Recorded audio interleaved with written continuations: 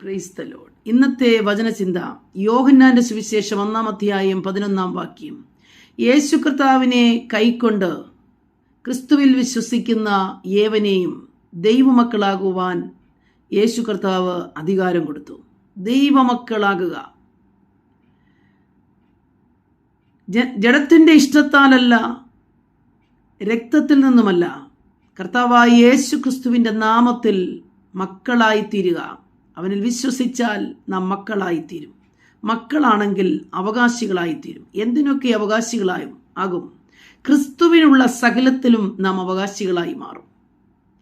ആദിയിൽ ദൈവമായിരുന്നവൻ, അനാദിയായും ശാശ്വതമായും ദൈവമായിരുന്നവൻ, ഭൂമിയുടെ സൃഷ്ടിപ്പിന് മുമ്പേ, വാനർഗോളങ്ങൾ ഉണ്ടാകുന്നതിന് മുമ്പേ, സകലത്തിനും മുമ്പേ എന്നൊരാദി, ആദിയിൽ ദൈവമായിരുന്ന ക്രിസ്തു പിതാവിന്റെ തേജസ്സായി നമ്മെ വെളിപ്പെടുത്തുവാൻ, പിതാവിനെ നമുക്ക് വെളിപ്പെടുത്തി തരുവാൻ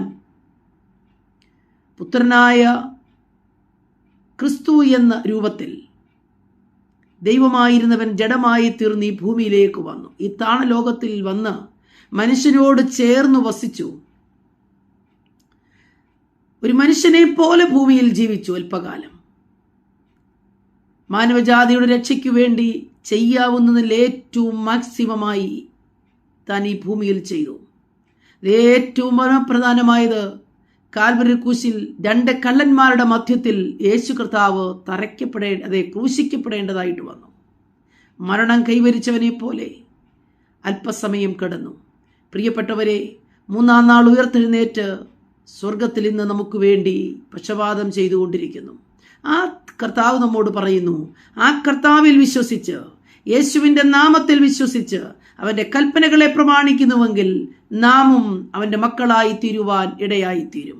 മാത്രമല്ല, കൃപയും സത്യവും നിറഞ്ഞവനായിരുന്നത് കൊണ്ട് നമുക്കും ആ കൃപമേൽ കൃപ പ്രാപിക്കുവാൻ ആ കർത്താവ് നമ്മെ സഹായിക്കും.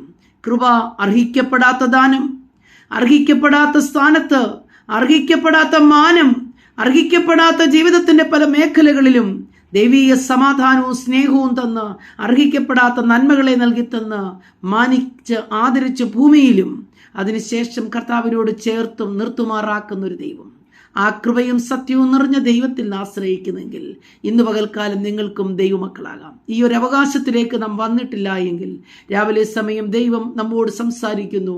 ക്രിസ്തുവിനെ വിശ്വസിക്കുക, യേശുവിൽ ചാരുക, യേശുവിൻ്റെ കൽപ്പനകളെ പ്രമാണിക്കുക, കർത്താവിൻ്റെ മകനും മകളുമായി മാറുക.